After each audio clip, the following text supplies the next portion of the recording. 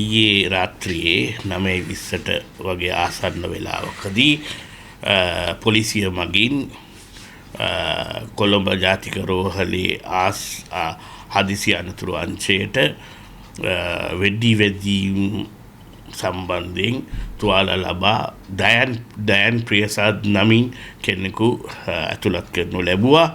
ඔහුව ගෙන එන විට ඔහු යම්කිසි අසාධ්‍ය තත්ත්වයක පසු වුණා. ඔහුට වෙඩි පහරවල් පපුවට සහ උරහිසට වැදී තිබුණා.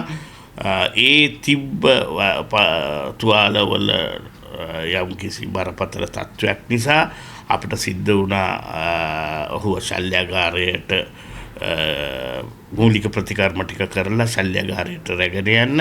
ඒ රැගෙන ගිහිල්ලා විශාල පරිශ්‍රමයක් යොදලා ශල්‍යවෛද්‍ය කණ්ඩායම් කිහිපයක් ඔහුගේ ජීවිතය බේරා ගැනීමට උත්සාහ දැරුවා. ඔහුට අවසානයේදී අපගේ වෑයම සාර්ථක වුණේ නැහැ. රාත්‍රී 11:20ට පමණ ඔහු අපිට සිද්ධ වුණා ජීවිතක්ෂයට පත් වූයයි ප්‍රකාශ කරන්න. ඉතින් මේ ඔහුගේ ඒ මරණ පරීක්ෂණයක් සිද්ධ වෙයි ඉදිරියේදී. ඔහු 9:20ට මේ රෝහලට ගෙනාවේ. ඒ ගෙනාවම 9 මාරට යම්කිසි මාධ්‍ය වගේක් විශාල මාධ්‍ය ප්‍රමාණයක් ඔහු ජීවිතක්ෂයට පත් වෙලා කියලා තමයි ප්‍රකාශයට පත් කරලා තිබ්බේ.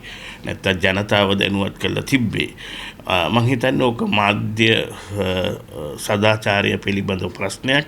ඒ වගේම මාධ්‍ය විශාල අපි තමයි මුලින්ම නිවුස් එක සමාජයට දුන්නේ කියන්න වගේ තරගයක තියෙනවා. ඒ නිසා ඒ තරගයේදී දැන් මරණයකට අපි අනුමාන කරනවා මේ මිනිස්සයා මැරෙයි මේ තුවාල වලින් කියලා. ඒත් මැරෙන්න කලින් මේ මිනිස්සයා මැරුණා කියලා මාධ්‍ය වශයෙන් විතින් නිවේදන නිකුත් කරනවා. මම ඉල්ලා සිටිනවා මින් ඉදිරියට මරණයක් ස්පිතාලයට රෝගී වෙලා හෝ තුවාල ලබා පැමිණුණාට පස්සේ කරුණාකරලා ඒ මරණය ප්‍රකාශ කරන්න ඉඩ හරින්න රෝහල් බලධාරීන්ට.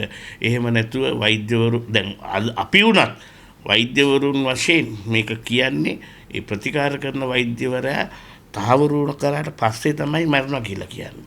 නමුත් මේ නිකන් වෙඩි වැදිලා මරණාසන්නයි වගේ තියෙද්දි මරණ කියන එක සමාජයේ විවිධ තැන් වලින් ඇහෙන්න ලැබීම එච්චර සුදුසු දෙයක් නෙමෙයි.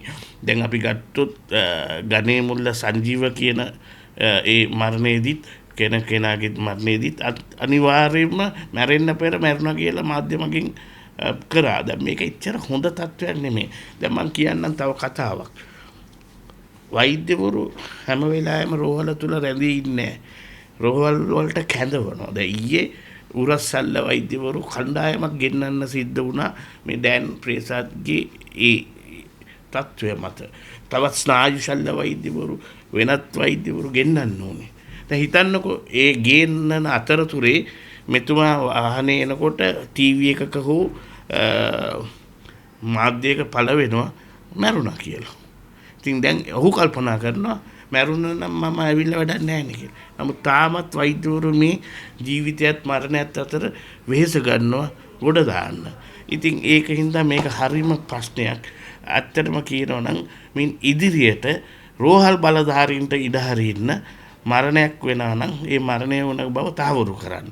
නිකන් තහවුරු නොකළ තොරතුරු මත කරුණා කරලා මාධ්‍යයට මෙවැනි ප්‍රකාශ කිරීම ඇත්තටම රෝහල් සේවයටත් රෝහලට ආපු පිරිස් රෝහලට ආපු දුරකථන කෝල් වලින් ගත්තාම ඒක හරි බාධාවක් වෙනවා සාමාන්‍යයෙන් රෝහල ගෙන යන්න.